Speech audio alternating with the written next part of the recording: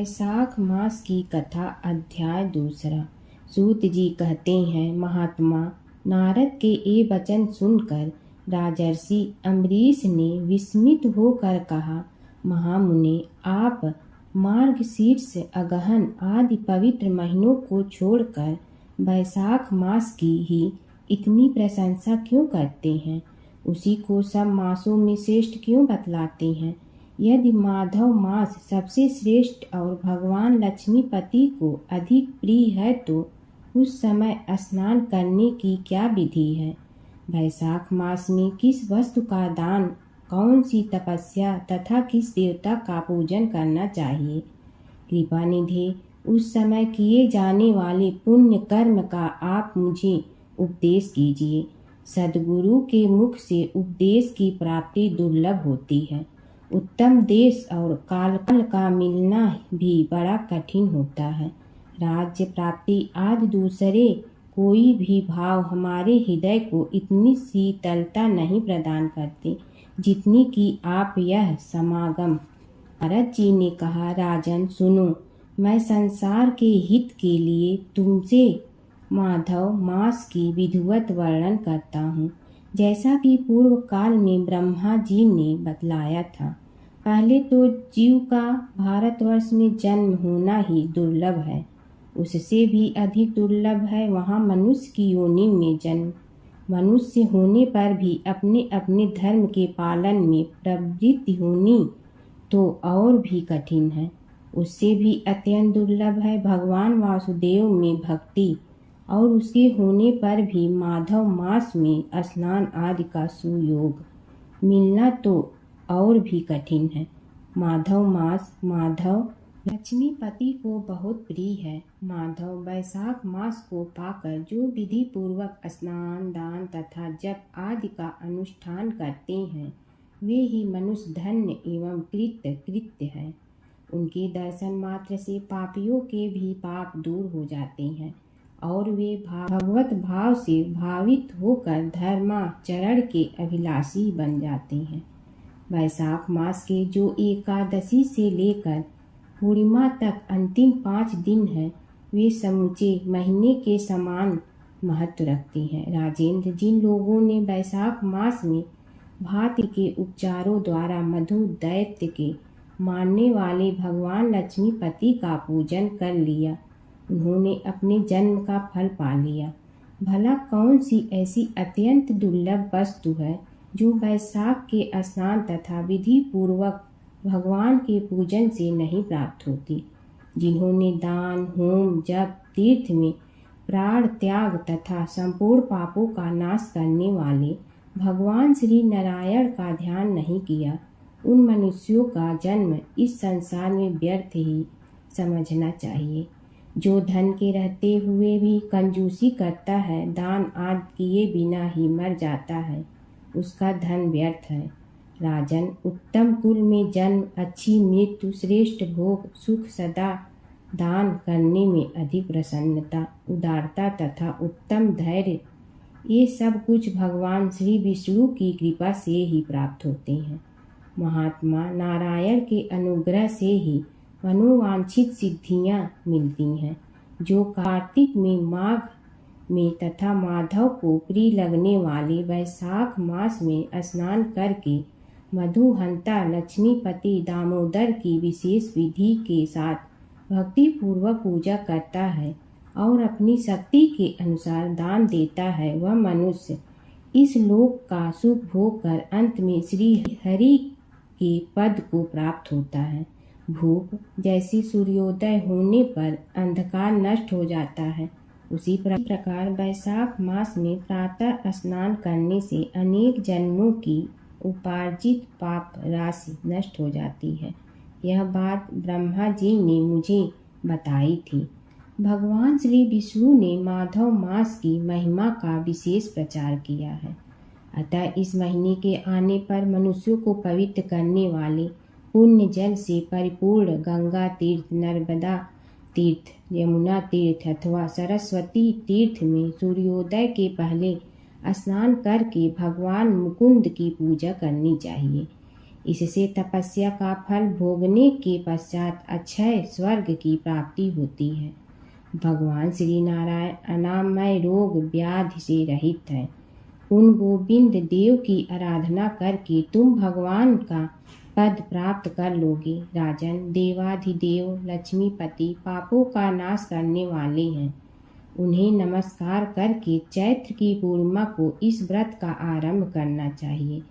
व्रत लेने वाला पुरुष यम नियमों का पालन करे, शक्ति के अनुसार कुछ दान दे, हविष्यान्न भोजन करे, भूमि पर सोए, ब्रह्मचर्य व्रत में दृढ़ता पूर्वक स्थित रहे तथा हृदय में भगवान श्री नारायण का ध्यान करते हुए वृक्ष आदि तपस्याओं के द्वारा शरीर को सुखाए। इस प्रकार नियम से रहकर जब वैशाख की पूर्णिमा आए उस दिन मधु तथा तिल आदि का दान करें।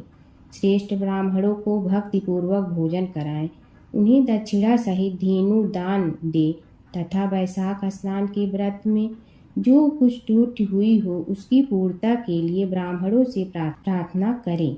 जिस प्रकार लक्ष्मी जी जगदीश्वर माधव की प्रिया है, उसी प्रकार माधव मास भी मधुसूदन को बहुत प्रिय है। इस तरह उपर्युक्त नियमों के पालन पूर्वक 12 वर्षों तक वैशाख स्नान करके अंत में मधुसूदन की प्रसन्नता के लिए अपनी शक्ति के अनुसार व्रत का उद्यापन करें। अम्बरीश, पूर्व काल में ब्रह्मा जी के मुख से मैंने जो कुछ सुना था वह सब वैशाख मास का महात्म्य तुम्हें बता दिया। अम्बरीश ने पूछा, मुनि, स्नान में परिश्रम तो बहुत थोड़ा है, फिर भी उससे अत्यंत दुर्लभ फल की प्राप्ति होती है। मुझे इस पर विश्वास क्यों नहीं होता? मुझे मोह क्यों हो रहा है? नारद जी ने कहा, राजन, तुम्हारा संदेह ठीक है। थोड़े से परिश्रम के द्वारा महान फल की प्राप्ति असंभव सी बात है।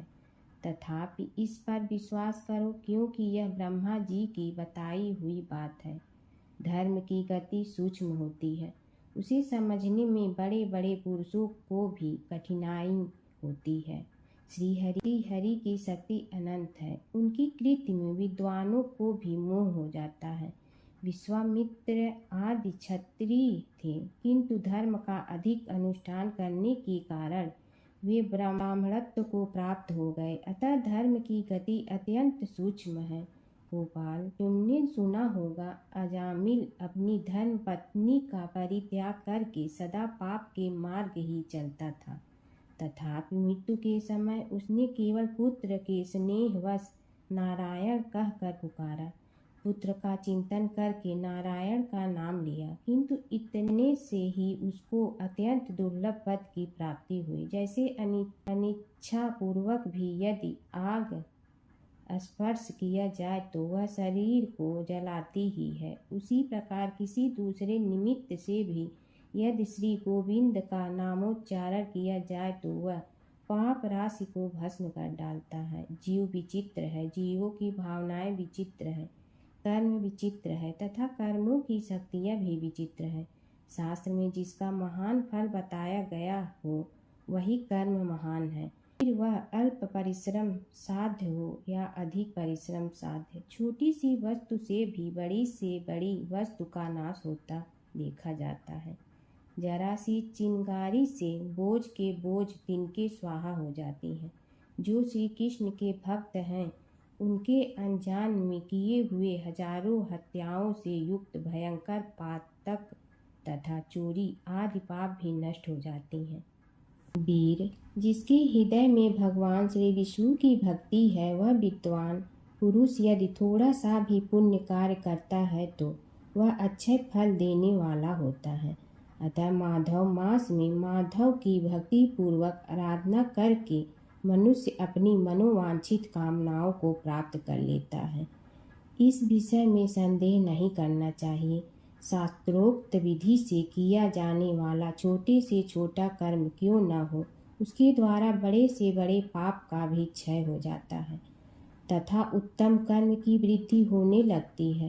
राजन, भाव तथा भक्ति दोनों की अधिकता से फल में अधिकता होती है। धर्म की गति सूक्ष्म है, वह कई प्रकारों से जानी जाती है। महाराज, जो भाव से हीन है, जिसके हृदय में उत्तम भाव एवं भगवान की भक्ति नहीं है, वह अच्छे देश और काल में जा जाकर जीवन भर पवित्र गंगा जल से नहाता और दान देता रहे तो भी कभी शुद्ध नहीं हो सकता। ऐसा मेरा विचार है। अतः अपने हृदय कमल में शुद्ध भाव की स्थापना करके वैशाख मास में प्रातः स्नान करने वाला जो विशुद्ध चित्त पुरुष भक्ति पूर्वक भगवान लक्ष्मीपति की पूजा करता है, उसके पुण्य का वर्णन करने की शक्ति मुझ में नहीं है। अतः भोपाल, तुम वैशाख मास के फल के विषय में विश्वास करो।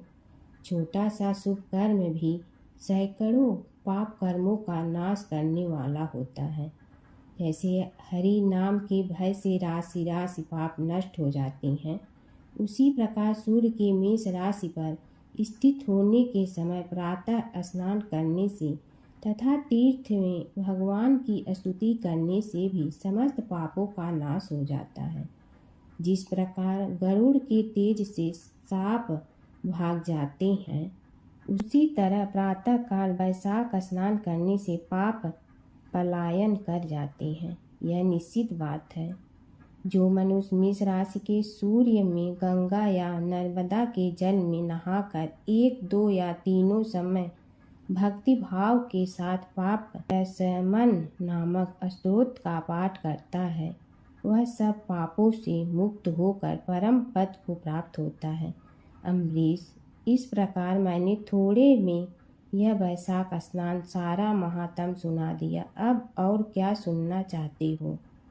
बंदरी की कहानी। वैशाख मास की पवित्र कथा। एक राजा था। वह वैशाख माह में प्रतिदिन ब्रह्मा मुहूर्त में उठकर गंगा जी में स्नान करता था। राजा का आदेश था कि मुझसे पहले गंगा जी में कोई भी स्नान नहीं करेगा। राजा जब गंगा जी में स्नान करने जाते तो उन्हें प्रतिदिन शांत जल के स्थान पर हिलता हुआ हलचल युक्त जल दिखाई देता था। तो राजा को संदेह होता था कि निश्चय ही मुझसे पहले कोई प्रतिदिन गंगा जी में स्नान करता है। अतः राजा ने नदी के तट पर पहरेदार बिठा दिया।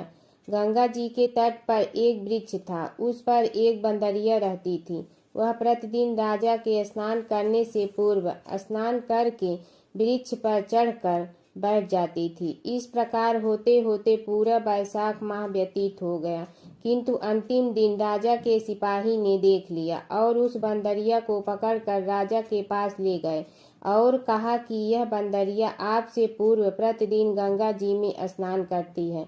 उधर राजा की प्रतिज्ञा थी कि यदि कोई भी स्त्री मुझसे पूर्व स्नान करती होगी तो मैं उससे विवाह कर लूंगा। इसलिए राजा को बंदरिया के साथ विवाह करना ही पड़ा। वैशाख स्नान के पुण्य से बंदरी के गर्भ ठहर गया। 9 मास पूर्ण होने पर बंदरी ने राजा से पूछा कि शिशु जन्म के समय मुझे क्या करना चाहिए। तब राजा ने महल में एक घंटी लगवा दी और बंदरिया से कहा कि जब तुम्हें दर्द हो तो उसे बजा देना, मैं संपूर्ण प्रबंध कर दूंगा। राजा की अन्य रानियां भी थीं, उनकी कोई संतान नहीं थी। बंदरिया को गर्भ है यह समाचार जानकर अन्य रानियां मन ही मन बंदरिया से ईर्ष्या करने लगी और भावी संतान का नाश करते हेतु विभिन्न योजनाएं बनाने लगी। घंटी लगी देखकर एक रानी ने बंदरिया से इसका कारण पूछा। बंदर ने संपूर्ण वृतांत बता दिया। रानी ने बहकाया कि यह एक बार घंटी बजाकर तो देख ले कि राजा आते हैं या नहीं। बंदरी ने घंटी बजाई तो राजा दौड़े दौड़े महल में आए और घंटी बजाने का कारण पूछा। इस पर बंदरी ने उत्तर दिया कि मैंने तो रानियों के कहने पर घंटी बजाई थी। तब रानियों ने राजा से कहा कि यह तो पशु और न जाने कितनी बार घंटी बजाएगी। इस प्रकार कहकर उन्होंने घंटी को हटवा दिया।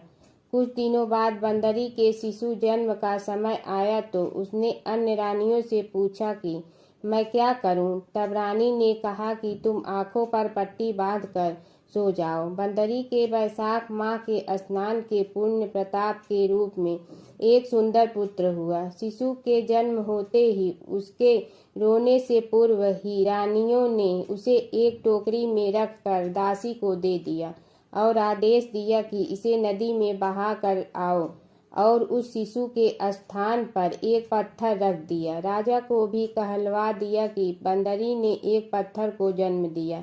राजा ने सुना तो उन्होंने भी संतोष कर लिया है कि जब दूसरी रानियों के संतान नहीं है तो यह तो बंदरी है, इसके क्या संतान होगी। उधर दासी ने उस सुंदर सुशील शिशु को नदी में न बहाकर कुम्हार के खंडर में रख दिया। दूसरे दिन कुम्हार कुम्हारी खंडर में आए तो वहां एक सुंदर शिशु को रोता हुआ देखा। कुम्हार कुम्हारिन भी निसंतान थे।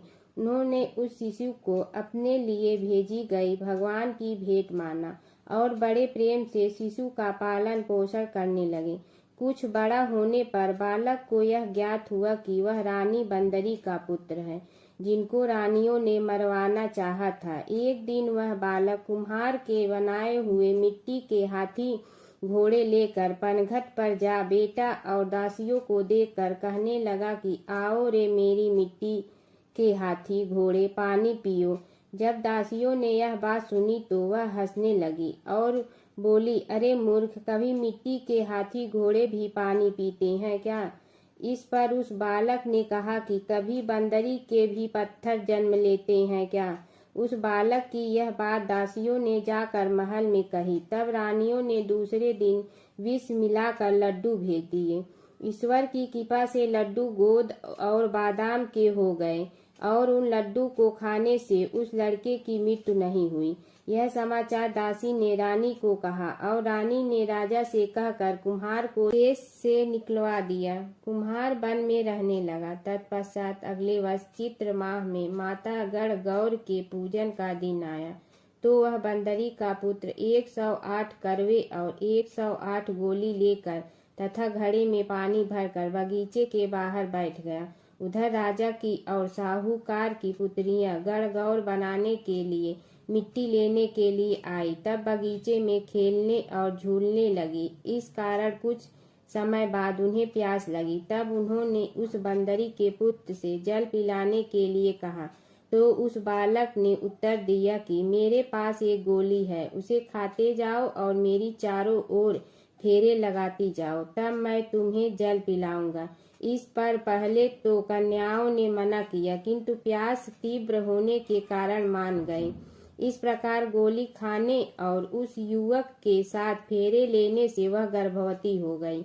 बाद में जब उनके माता पिता को यह ज्ञात हुआ तो वह सभी कुम्हार के पास आए और संपूर्ण वृत्तांत सुनाया तथा कहा कि तेरे पुत्र ने हमारी कन्याओं से विवाह किया है, अब तुम्हें इन्हें अपने पास रखना होगा। तब कुम्हार ने निर्धन होने के कारण असमर्थता व्यक्त की। 2 कन्याओं की माता पिता ने बहुत सारा धन देकर अपनी कन्याओं को कुम्हार के घर विदा किया और कुमार के घर 108 बहुएं आ गई और कालांतर में उनके 108 ही पोते हो गए। कुम्हार ने समस्त नगरी को भोजन हेतु निमंत्रण दिया और राजा को भी बुलवा दिया। राजा के यहाँ से रानी बंदरी के अतिरिक्त सब भोजन हेतु पधारे। तब राजकुमार राजा की आज्ञा लेकर बंदरी को लेने रथ पालकी लेकर गया और लाकर सभा में सबसे ऊंचे स्वर्ण आसन पर बैठाया। राजकुमार ने अपनी सभी पत्नियों को समझा दिया था कि बंदरी मुझे जन्म देने वाली माता है। एक एक बहू रानी बंदरी के चरण स्पर्श करती गई और एक एक सोने का सिक्का और पोते को गोद में देती गई। जब राजा और अन्य रानियों ने यह सब देखा तो कुम्हार के पुत्र से इसका कारण पूछा। रानियों को तो संदेह होने लगा कि यह अवश्य ही बंदरी का पुत्र है। इसलिए रानी और रूठ कर राजा को कहने लगी कि कुम्हार के पुत्र ने हमारा अपमान किया है और बंदरी का सम्मान किया है, अतः हम लौट कर जा रहे हैं। इधर राजा को पुत्र के जन्म का संपूर्ण रहस्य ज्ञात हो गया, इसलिए उन्होंने रानियों को देश निकाल दिया और अपनी सभी पुत्र वधू एवं पुत्रों को लेकर महल में आया और राजकुमार का राज तिलक हुआ। कुम्हार कुम्हारिन को राजकुमार ने महल में रहने के लिए निवेदन किया, किंतु वह नहीं माने। तब राजा ने उन्हें ढेर सारा धन दे दिया।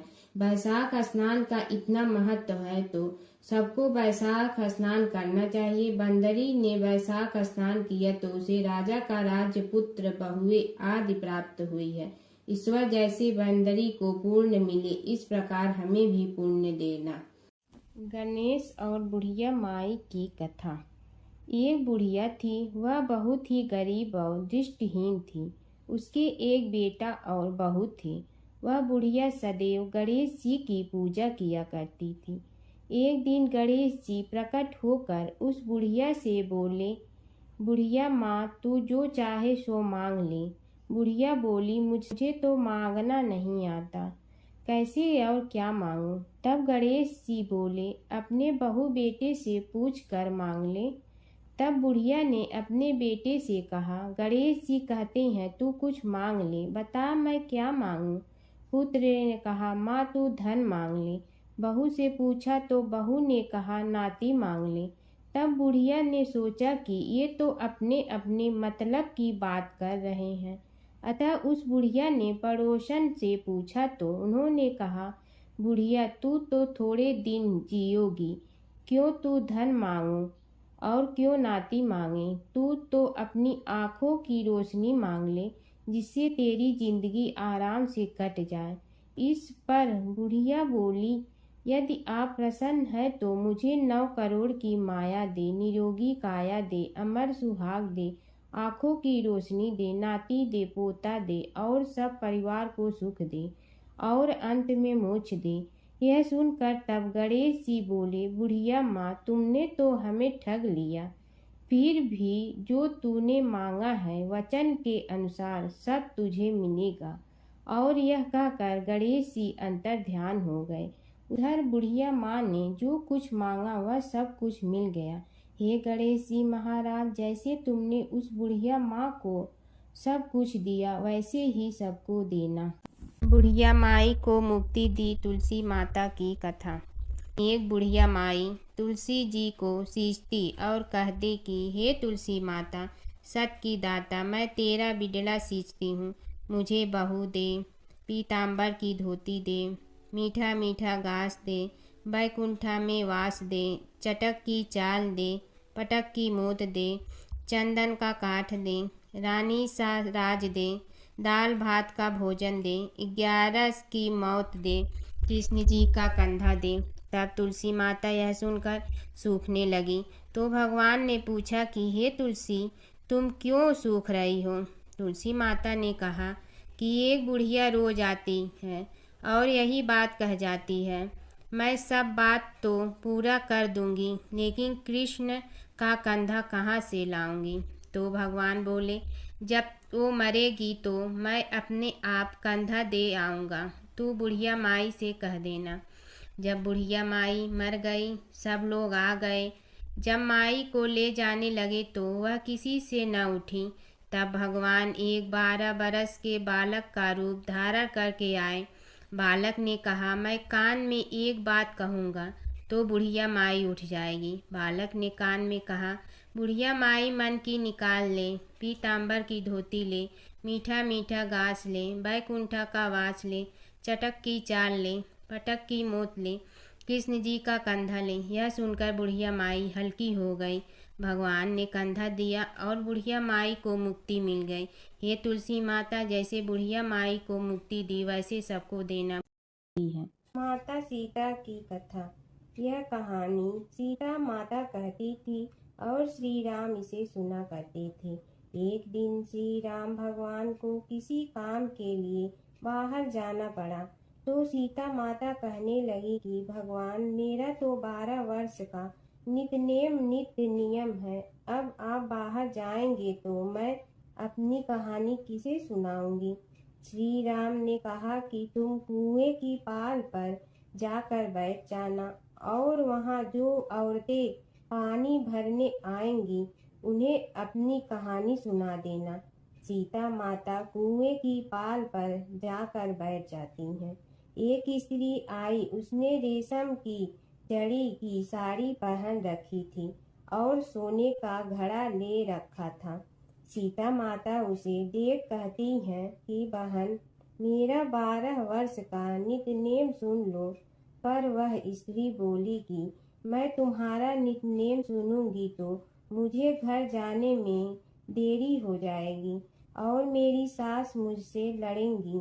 उसने कहानी नहीं सुनी और चली गई। उसकी रेशम जड़ी की साड़ी फट गई। सोने का घड़ा मिट्टी के घड़े में बदल गया। सास ने देखा तो पूछा कि ये किसका दोष अपने सिर लेकर आ गई है। बहू ने कहा कि कुएं पर एक औरत बैठी थी। उसने कहानी सुनने के लिए कहा, लेकिन मैंने सुनी नहीं, जिसका यह फल मिला है। बहू की बात सुनकर अगले दिन वही साड़ी और घड़ा लेकर सास कुएं की पाल पर गई। सास को वहीं माता सीता बैठी मिली तो माता सीता ने कहा कि बहन, मेरी कहानी सुन लीजिए। सास बोली कि एक बार छोड़, मैं तो 4 बार कहानी सुन लूंगी। राम आए लक्ष्मण आए, देश के पुजारी आए, नित नेम का नेम लाए, आओ राम बैठो राम। तपी रसोई जियो राम, माखन मिश्री खाओ राम। दूध बतासा पियो राम, सूत के पलका मोठो राम। साल दुसाला पोठो राम, साल दुसाला ओढ़ो राम। जब बोलो जब राम ही राम, राम संवारे सबके काम। खाली घर भंडार भरेंगे, सबका बेड़ा पार करेंगे। श्री राम जय राम जय जय राम। सास बोली कि बहन, कहानी तो बहुत अच्छी लगी। कहानी सुनकर सास घर चली गई और उसकी साड़ी फिर से रेशम जड़ी की बन गई। मिट्टी का घड़ा फिर सोने के घड़े में बदल गया। बहू कहने लगी, सासू माँ, आपने ये सब कैसे किया? सास ने कहा कि बहू, तू दोष लगा के आई थी और मैं अब दोष उतार कर आ रही हूँ। बहू ने फिर पूछा कि वह कुएं वाली स्त्री कौन है? सास बोली कि वे सीता माता थी। वे पुराने से नया कर देती हैं, खाली घर में भंडार भर देती हैं। वह लक्ष्मी जी का वास घर में कर देती हैं। आदमी की जो भी इच्छा हो उसे पूरा कर देती हैं। बहू बोली कि ऐसी कहानी मुझे भी सुना दो। सास बोली कि ठीक है, तुम भी सुनो। और सास ने कहानी शुरू की। राम आए लक्ष्मण आए, देश के पुजारी आए, नित नेम का नेम लाए, आओ राम बैठो राम। तपी रसोई जियो राम, माखन मिश्री खाओ राम। दूध बतासा पियो राम, सूत के पलका मोठो राम। साल दुसाला पोठो राम, साल दुसाला ओढ़ो राम। जब बोलो जब राम ही राम, राम संवारे सबके काम। खाली घर भंडार भरेंगे, सबका बेड़ा पार करें। श्री राम जय जय राम। कहानी सुनकर बहू बोली कि कहानी तो बहुत अच्छी है। सास ने कहा कि ठीक है, इस कहानी को रोज कहा करेंगे। अब सास बहू रोज सवेरे उठती, नहाती धोती और पूजा करने के बाद नित नेम की सीता की कहानी कहती। एक दिन उनके यहाँ एक पड़ोस की औरत आई और बोली कि बहन, जरा सी आँच दे ना। तो वह बोली कि आज तो अभी हमने जलाई ही नहीं। पड़ोसन ने कहा कि तुम सुबह 4 बजे से उठकर क्या कर रही हो? फिर उन्होंने कहा कि सुबह उठकर हम पूजा करते हैं, फिर सीता माता की नित नेम की कहानी कहते हैं। पड़ोसन ने उसकी बात सुनकर फिर कहा कि सीता माता की कहानी कहने से तुम्हें क्या मिलता है? वे बोली कि इनकी कहानी कहने से घर में भंडार भर जाते हैं, सारे काम सिद्ध होते हैं, मन की इच्छा भी पूरी हो जाती है। पड़ोसन कहती है कि बहन, ऐसी कहानी तो मुझे भी सुना दो। फिर वह बोली कि ठीक है, तुम भी यह कहानी सुन लो। राम आए लक्ष्मण आए, देश के पुजारी आए, नित नेम का नेम लाए, आओ राम बैठो राम। सारी कहानी सुनने के बाद पड़ोसन कहने लगी, बहन, कहानी तो मुझे बहुत अच्छी लगी। अब वह पड़ोसन भी नित नेम सीता माता की कहानी कहने लगी। कहानी कहने से सीता माता ने पड़ोसन के भी भंडार भर दिए। अब तो पूरे मोहल्ले में नित नेम की कथा चल पड़ी। हर किसी की मनोकामना पूरी होने लगी। हे सीता माता, जैसे आपने उनके भंडार भरे वैसे ही आप हमारे भी भंडार भरना, सबकी भरना, कहानी सुनने वाले के भी और कहानी कहने वाले के भी। और जमुना की कहानी। प्राचीन समय में एक गांव था जिसमें दो बहनें रहा करती थी। एक बहन का नाम गंगा था तो दूसरी बहन का नाम जमुना था। एक बार दोनों बहनें एक साहूकार के खेत से गुजर रही थी तो जमुना ने 13 दाने जौ के तोड़ लिए, जिसे देख गंगा बोली कि तुझे तो ग्रहण लग गया, तूने चोरी की है। इस पर जमुना बोली कि अब मेरा ग्रहण कैसे धुलेगा। गंगा ने कहा कि तुझे 12 साल तक साहूकार के यहाँ नौकरी करनी पड़ेगी, तभी तेरा पाप धुलेगा और ग्रहण से मुक्ति मिलेगी। जमुना साहूकार के यहाँ नौकरी के लिए जाती है और अपने लिए काम मांगती है। साहूकार उसे काम पर रख लेता है, लेकिन काम करने से पहले जमुना उसे कहती है कि मैं सारे काम करूंगी लेकिन 4 काम नहीं करूंगी। जूठे बर्तन नहीं मांजूंगी, झाड़ू नहीं लगाऊंगी, बिस्तर नहीं बिछाऊंगी और दिया नहीं जलाऊंगी। 12 साल के बाद कुंभ का मेला लगा तो साहूकारनी भी कुंभ नहाने जाने लगी। जमुना ने उसे जाते देख कहा कि कुंभ के मेले में मेरी बहन गंगा मिलेगी तो उसे यह सोने का टक्का दे देना, इससे वह अपने हाथों में सुंदर चूड़ियां पहन लेगी। साहूकारनी ने कुंभ के मेले में गंगा को वह सोने का टका दे दिया। गंगा ने उनसे वह टका लेते हुए कहा कि मेरी बहन को कहना कि उसके 12 वर्ष पूरे हो गए हैं, अब वह वहां वापिस आ जा। साहूकार व साहूकारनी वापिस घर आए तब जमुना मटके में पानी भर रही थी। दोनों जमुना से बोले कि हमने सोने का वह टका तेरी बहन गंगा को दे दिया था और उसने कहा है कि तेरे 12 वर्ष पूरे हो गए हैं, इसलिए अब तुम वापिस जाओ। यह समाचार सुनते ही जमुना सहस्त्र धारा में बदल गई और बहने लगी। जमुना जी का यह रूप देखकर साहूकार और साहूकारनी परेशान हो गई थी। हमारे घर में जमुना माता ने काम किया, हमें तो अब ग्रहण लग गया है, हम यह ग्रहण कैसे उतारेंगे। जमुना भागकर गंगा माता के पास चली गई। गंगा ने जमुना से पूछा कि तुम साहूकारनी से कुछ कहकर आई हो या ऐसे ही बिना बताए आ गई। तब जमुना बोली कि मैं तो कुछ भी बताकर नहीं आई हूँ। गंगा ने कहा कि जा उन्हें धीरज दे आ, नहीं तो उन्हें जीवन भर असंतोष ही रहेगा। गंगा के कहने पर जमुना माता ने साहूकारनी को सपने में दर्शन दिए और कहा कि तुम दोनों उल्टे माथे क्यों पड़े हो, जाओ उठकर खाओ पियो। तब दोनों बोले कि हम कैसे उठे, हमें तो ग्रहण लगा है, क्योंकि हमने उल्टे सीधे और पता नहीं कितने नीच कार्य आपसे कराए हैं। तब जमुना जी बोली कि तुम्हें ग्रहण नहीं लगा है, ग्रहण तो मुझे लगा था कि मैंने तुम्हारे खेत से 13 दाने जौ के चुराए थे।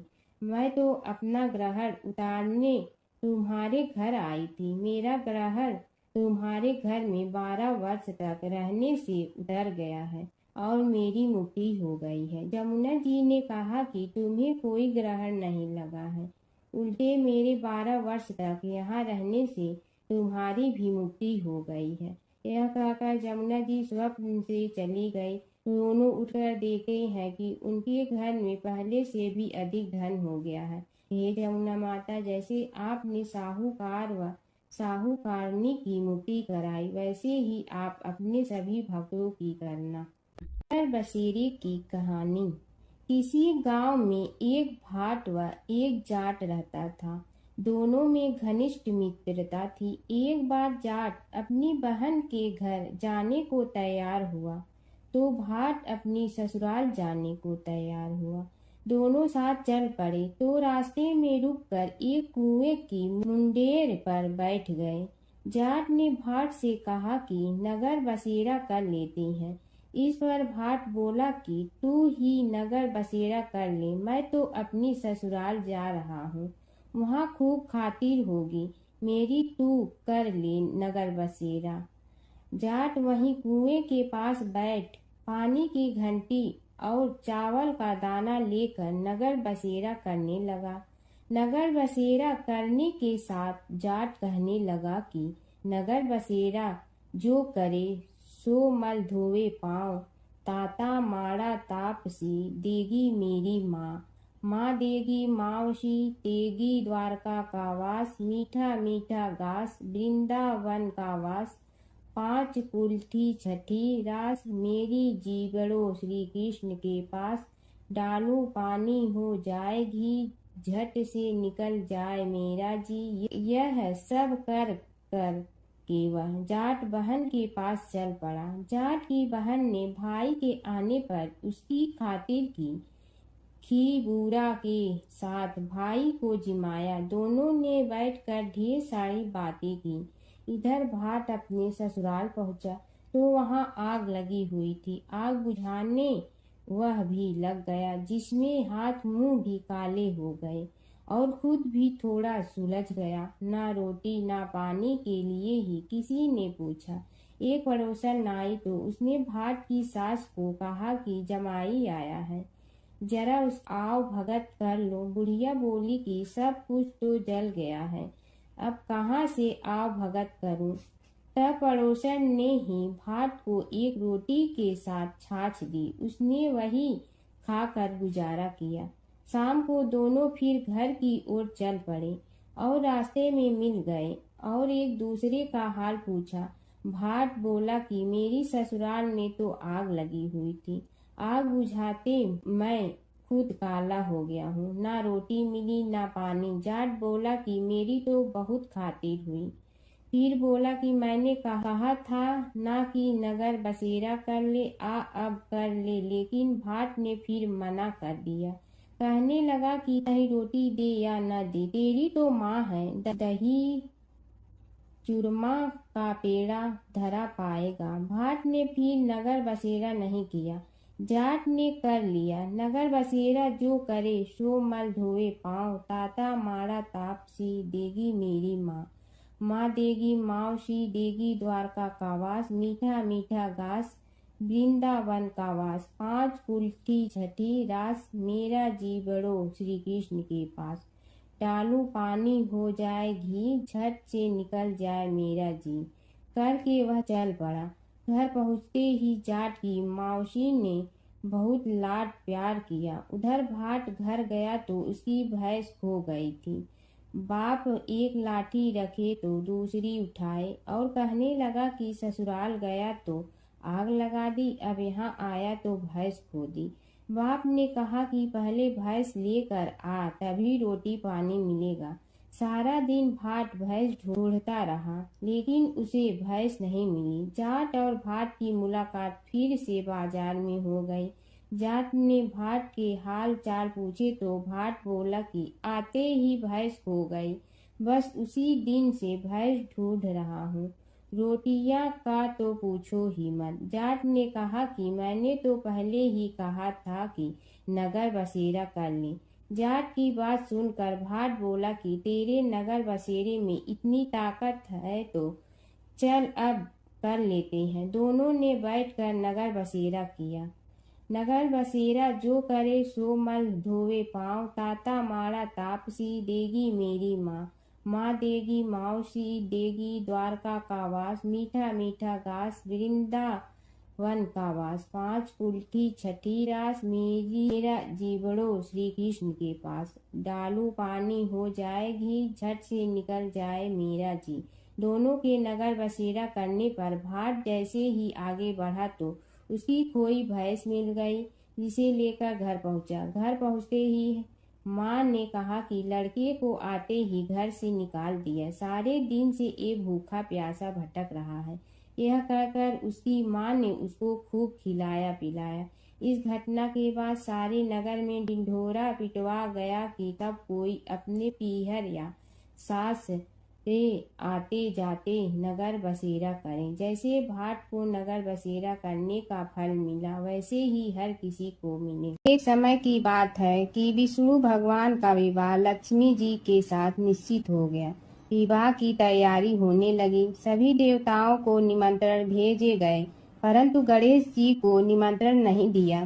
कारण जो भी रहा हो, अब भगवान विष्णु की बारात जाने का समय आ गया। सभी देवता अपनी पत्नियों के साथ विवाह समारोह में आए। उन सब ने देखा कि गणेश जी कहीं दिखाई नहीं दे रहे हैं। तब वे आपस में चर्चा करने लगे कि क्या गणेश जी को कोई न्योता नहीं दिया है या स्वयं गणेश जी ही नहीं आए हैं। सभी को इस बात पर आश्चर्य होने लगा। तभी सब ने विचार किया कि विष्णु भगवान से ही इसका कारण पूछा जाए। विष्णु भगवान से पूछने पर उन्होंने कहा कि हमने गणेश जी के पिता भोलेनाथ महादेव को न्योता भेजा है।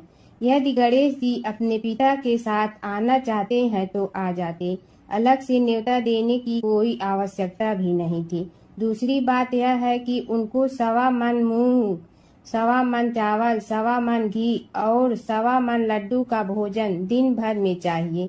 यदि गणेश जी नहीं आएंगे तो कोई बात नहीं, दूसरे के घर जाकर इतना सारा खाना पीना अच्छा भी नहीं लगता। इतनी वार्ता कर ही रहे थे कि किसी एक ने सुझाव दिया, यदि गणेश जी आ भी जाए तो उनके द्वारपाल बनाकर बैठा देंगे कि आप घर की याद रखना। आप तो चूहे पर बैठकर धीरे धीरे चलोगे तो बारात से बहुत पीछे रह जाओगे। यह सुझाव भी सबको पसंद आ गया तो विष्णु भगवान ने भी अपनी सहमति दे दी। होना क्या था कि इतने में गणेश जी वहां आ पहुंचे और उन्हें समझा बुझा कर घर की रखवाली करने बैठा दिया गया। बारात चल रही थी, तब नारद जी ने देखा कि गणेश जी तो दरवाजे पर ही बैठे हुए हैं। तो वे गणेश जी के पास गए और रुकने का कारण पूछा। गणेश जी कहने लगे कि विष्णु भगवान ने मेरा बहुत अपमान किया है। नारद जी ने कहने लगे कि अपनी मूसक देना को आगे भेज दे तो वह रास्ता खोद देगी, जिससे उनके वाहन धरती में धंस जाएंगे। तब आपको सम्मान पूर्वक बुलाना पड़ेगा। अब तो गणेश जी ने अपनी मूसक सेना जल्दी से आगे भेज दी और सेना ने जमीन पोली कर दी। जब बारात वहां से निकली तो रथों के पहिए धरती में धंस गए। लाख कोशिश करे परंतु पहिए नहीं निकले। सभी ने अपने अपने उपाय किए परंतु पहिए तो नहीं निकले, बल्कि जगह जगह से टूट गए। किसी की समझ में नहीं आ रहा था कि अब क्या किया जाए। तब तो नारद जी ने कहा, आप लोगों ने गणेश जी का अपमान करके अच्छा नहीं किया।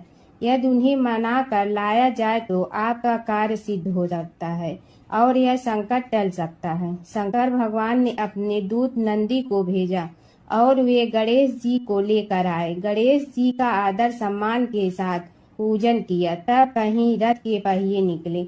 अब रथ के पहिए निकल के परंतु टूट फूट गए तो उन्हें सुधारे गए। पास के खेत में खाती काम कर रहा था, उसे बुलाया गया। खाती अपना कार्य करने के पहले श्री गणेशाय नमः कहकर गणेश जी की वंदना मन ही मन करने लगा। देखते ही देखते खाती ने सभी पहियों को ठीक कर दिया।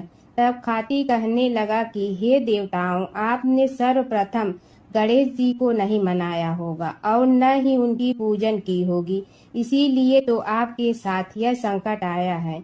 हम तो मूर्ख अज्ञानी हैं, फिर भी पहले गणेश जी को पूजते हैं, उनका ध्यान करते हैं। आप लोग तो देवतागण हैं, फिर भी आप गणेश जी को कैसे भूल गए।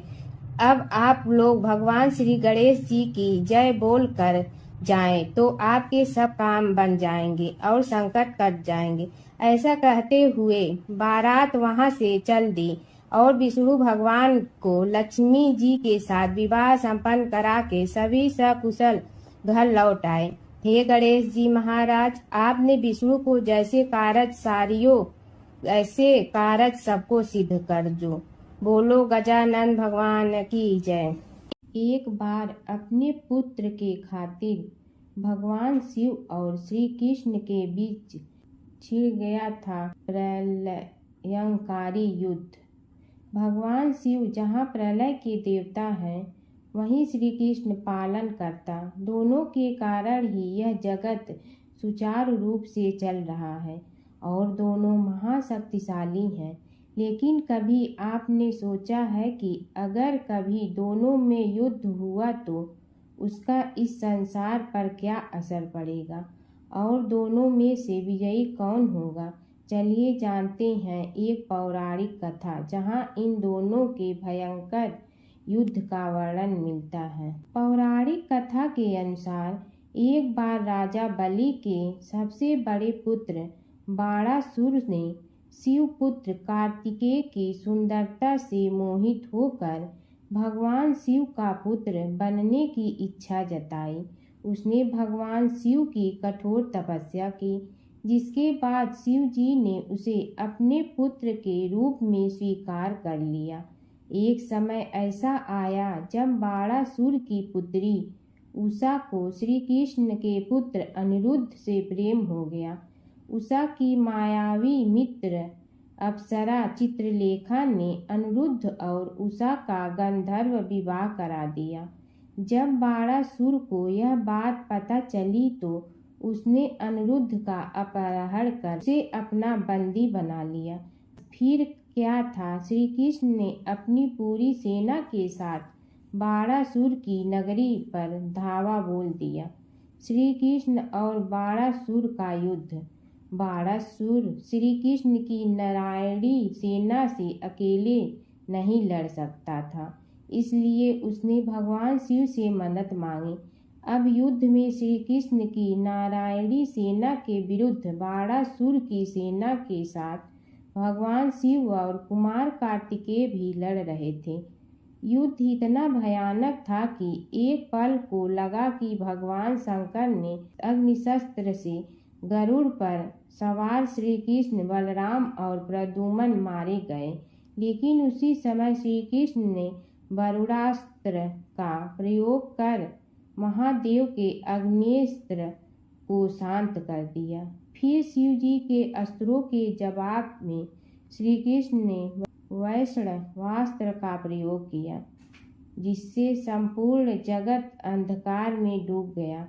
गुस्से में भगवान शंकर ने 4 पंखा वाला बाण अपने हाथ में ले लिया तो श्री कृष्ण ने जीभरास्त्र उठाया।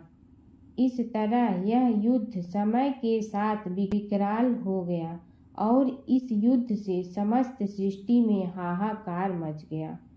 तब ब्रह्मा जी को युद्ध रोकने आना पड़ा।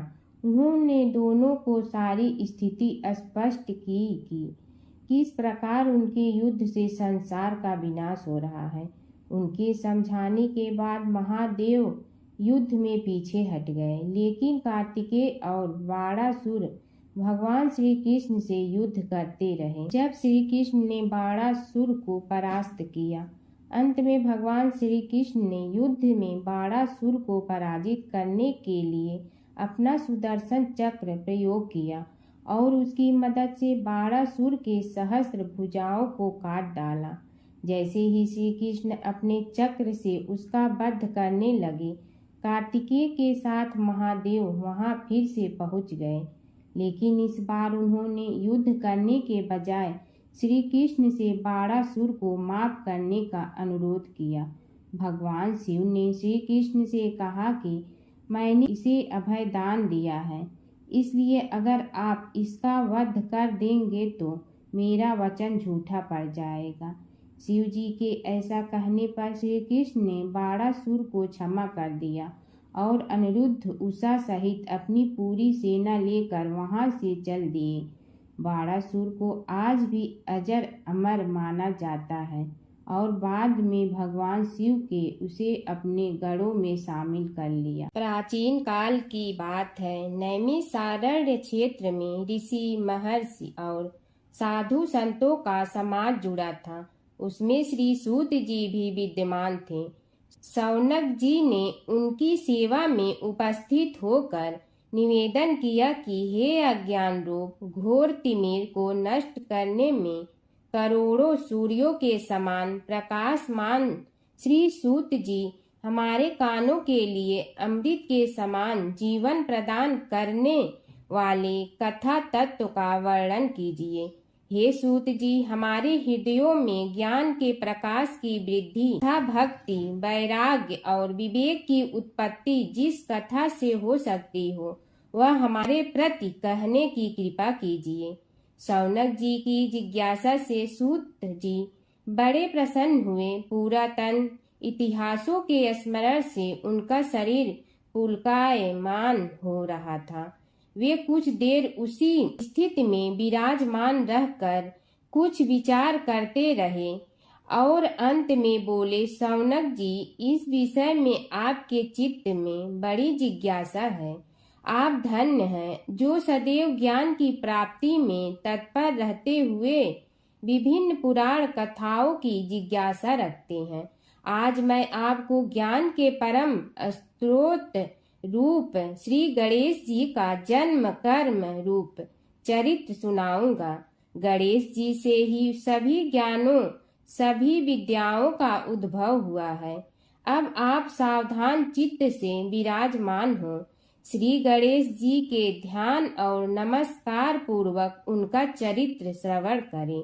नमस्तस्मै गणेशाय ब्रह्मा विद्या प्रदायिनी यनागस्त्यसमः साक्षात विघ्न सागर सोषणे।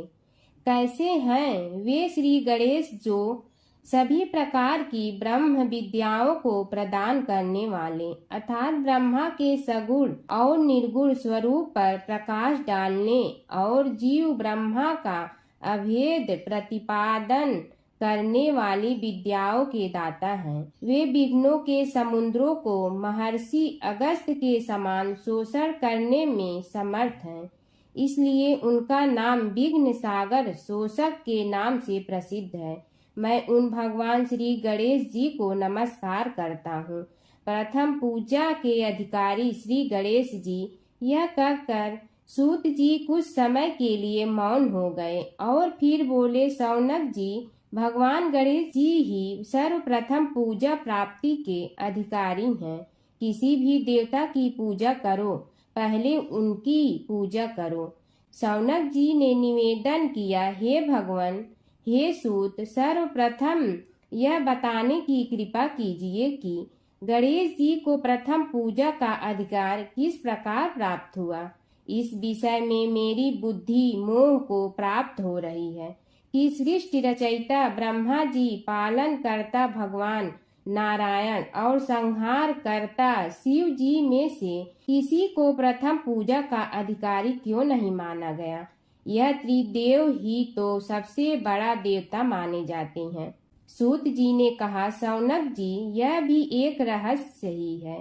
देखो, अधिकार मांगने से नहीं मिलता, इसके लिए योग्यता होनी चाहिए। संसार में अनेकों देवी देवताएं पूजे जाते हैं। पहले जो जिसका इष्ट देव होता है वह उसी की पूजा किया करता है। इससे बड़े देवताओं के महत्व में कमी आने की आशंका उत्पन्न हो गई। इस कारण देवताओं में परस्पर विवाद होने लगा। वे उसका निर्णय प्राप्त करने के लिए शिव जी के पास पहुँचे और प्रणाम करके पूछने लगे, प्रभु, हम सब में प्रथम पूजा का अधिकारी कौन है। शिव जी सोचने लगे कि किसे प्रथम पूजा का अधिकारी माने। तभी उन्हें एक युक्ति सूझी। बोले, देवगण, इसका निपटारा बातों से नहीं तथ्यों से होगा। इसके लिए एक प्रतियोगिता रखनी होगी, शिव की परिक्रमा करने की प्रतियोगिता। देवगण उनका मुख देखने लगे, शंकित हृदय से सोचने लगे कि कैसी प्रतियोगिता रहेगी। यह शिव जी ने उनके मन के भाव ताड़ लिए, इसलिए सांत्वना भरे शब्दों में बोले, घबराओ मत, कोई कठिन परीक्षा नहीं ली जाएगी। बस इतना ही कि सभी अपने अपने वाहनों पर चढ़कर संसार की परिक्रमा करो और फिर यहाँ लौट आओ। जो पहले लौटेगा वही सर्वप्रथम पूजा का अधिकारी होगा। अब क्या देर थी, सभी अपने अपने वाहन पर चढ़कर दौड़ पड़े। किसी का वाहन गजराज था तो किसी का सिंह, किसी का भैंसा तो किसी का मृग, किसी का हंस तो किसी का उल्लू, किसी का अश्व तो किसी का श्वान। अभिप्राय यह है कि वाहनों को विविधता के दर्शन उस समय जितने भले प्रकार से हो सकते थे उतने अन्य समय में नहीं। सबसे गया बीता वाहन गणेश जी का था मूषक, उससे चूहा भी कहते हैं। ऐसे वाहन के बल भरोसे इस प्रतियोगिता में सफल होना तो क्या, सम्मिलित होना भी हास्यास्पद है। गणेश जी ने सोचा, छोड़ो, क्या होगा प्रतियोगिता में भाग लेने से, हम तो यहाँ बैठे रह कर ही तमाशा देखेंगे। वे बहुत देर तक विचार करते रहे। अंत में उन्हें एक युक्ति सूझी। शिव जी स्वयं ही जगदाता हैं, यह संसार उन्हीं का प्रतिबिंब है, तब क्यों न इन्हीं की परिक्रमा कर ली जाए। इनकी परिक्रमा करने से ही संसार की परिक्रमा हो जाएगी। ऐसा निश्चय कर उन्होंने मूषक पर चढ़कर शिव जी की परिक्रमा की और उनके समक्ष जा पहुँचे। शिव जी ने कहा, तुमने परिक्रमा पूर्ण कर ली? उन्होंने उत्तर दिया, जी हाँ। शिव जी सोचने लगे कि इसे तो यहीं घूमते हुए देखा, फिर परिक्रमा कैसे कराया। देवताओं का परिक्रमा करके लौटना आरंभ हुआ और उन्होंने गणेश जी को वहां बैठे देखा तो माथा ठनक गया। फिर भी साहस करके बोले, अरे तुम विश्व की परिक्रमा के लिए नहीं गए? गणेश जी ने कहा, अरे मैं कब का यहाँ आ गया। देवता बोले, तुम्हें तो कहीं भी नहीं देखा।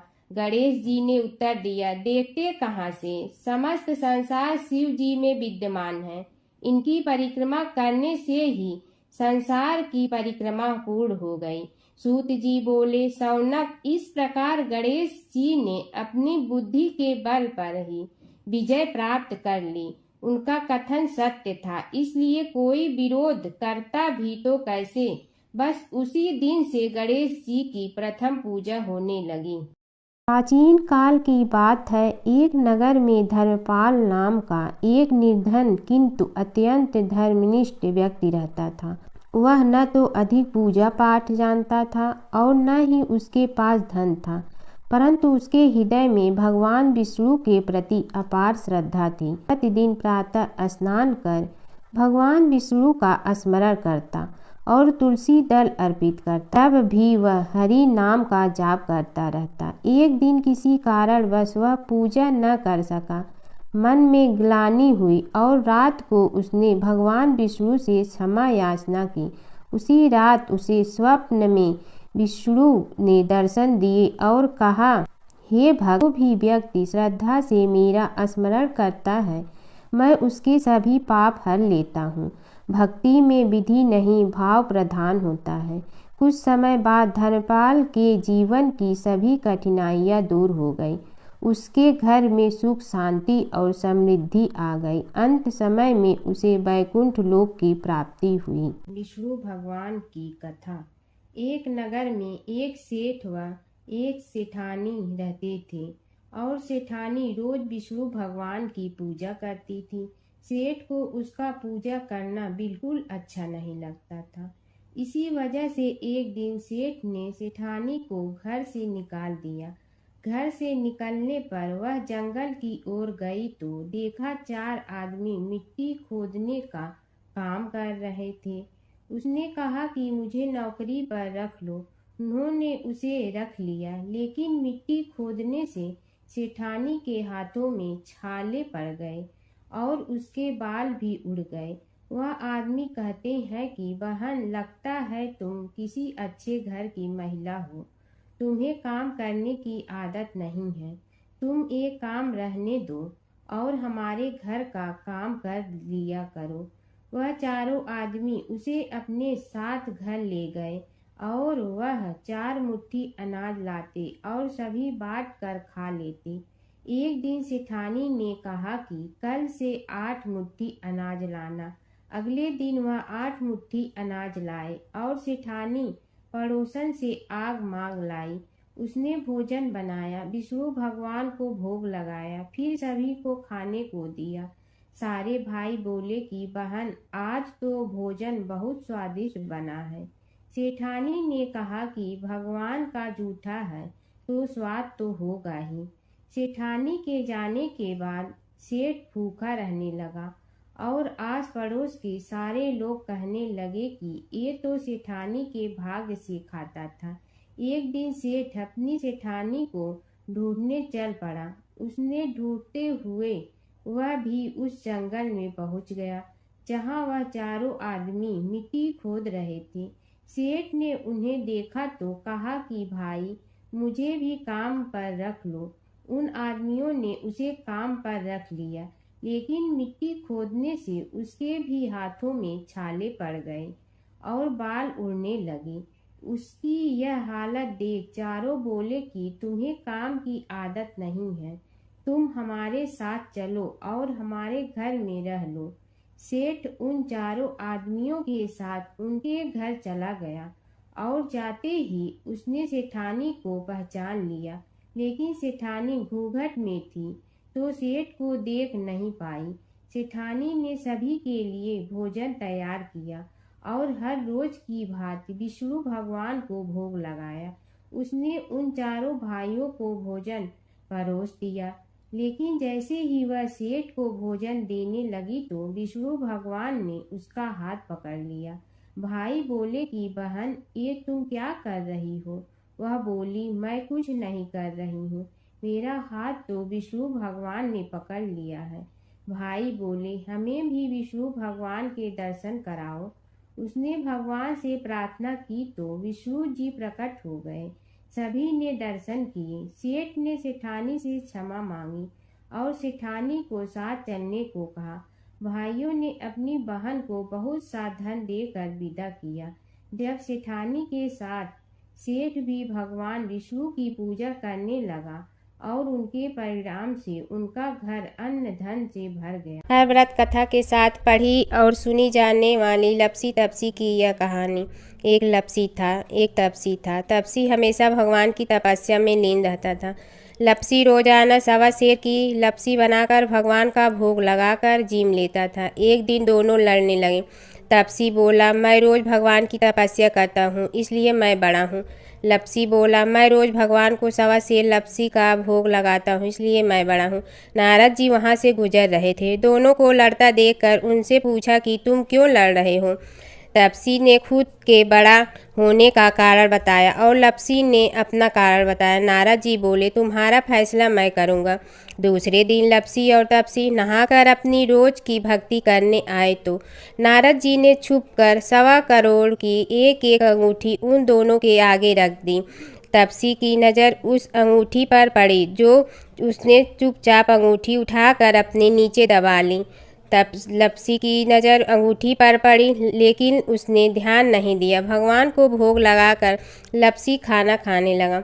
नारद जी सामने आए तो दोनों ने पूछा कि कौन बड़ा, तो नारद जी ने तपसी से खड़ा होने को कहा। वो खड़ा हुआ तो उसने नीचे दबी अंगूठी दिखाई पड़ी। नारद जी ने लपसी से कहा, तपस्या करने के बाद भी तुम्हारी चोरी करने की आदत नहीं गई, इसलिए लपसी बड़ा है और तुम्हें तुम्हारी तपस्या का कोई फल भी नहीं मिलेगा। तपसी शर्मिंदा होकर माफ़ी मांगने लगा। उसने नारद जी से पूछा, मुझे मेरी तपस्या का फल कैसे मिलेगा? नारद जी ने कहा, यदि कोई गाय और कुत्ते की रोटी नहीं बनाएगा तो फल तुम्हें मिलेगा। यदि कोई ब्राह्मण को भोजन करवा कर दक्षिणा नहीं देगा तो फल तुम्हें मिलेगा। यदि कोई साड़ी के साथ ब्लाउज नहीं देगा तो फल तुझे मिलेगा। यदि कोई दिए से दिया जलाएगा तो फल तुम्हें मिलेगा। यदि कोई सारी कहानी सुने लेकिन तुम्हारी कहानी नहीं सुने तो फल तुझे मिलेगा। उसी दिन से हर व्रत कथा कहानी के साथ लपसी तपसी की कहानी भी सुनी और कही जाती है। ओम जय जगदीश हरे, स्वामी जय जगदीश हरे। भक्त जनों के संकट क्षण में दूर करे। ओम जय जगदीश हरे। जो ध्यावे फल पावे, दुख बिन दे मन का। सुख संपत्ति घर आवे, कष्ट मिटे तन का। ओम जय जगदीश हरे। मात पिता तुम मेरे, शरण कहूँ किसकी। तुम विनय और न दूजा, आस करूँ जिसकी। ओम जय जगदीश हरे। तुम पूर्ण परमात्मा, तुम अंतर्यामी। पार ब्रह्म परमेश्वर तुम सबके स्वामी। ओम जय जगदीश हरे। तुम बिंदा के सागर तुम पालन करता, मैं मूरख कल काम कृपा करो भरता।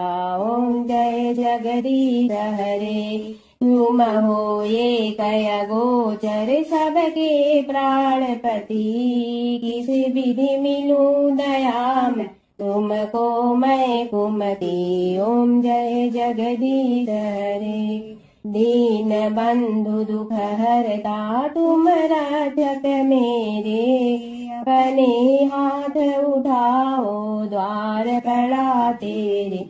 ओम जय जगदीश हरे। विषय विकार मिटा पाप हरो देवा, श्रद्धा भक्ति बढ़ाओ संतन की सेवा। ओम जय जगदीश हरे। तन मन धन सब तेरा, स्वामी सब कुछ है तेरा, तेरा तुझको अर्पण क्या लागे मेरा। ओम जय जगदीश हरे। जय जगदीश हरे। स्वामी जय जगदीश हरे। भक्त जनों के संकट क्षण में दूर करे। ओम जय जगदीश हरे। स्वामी जय जगदीश हरे।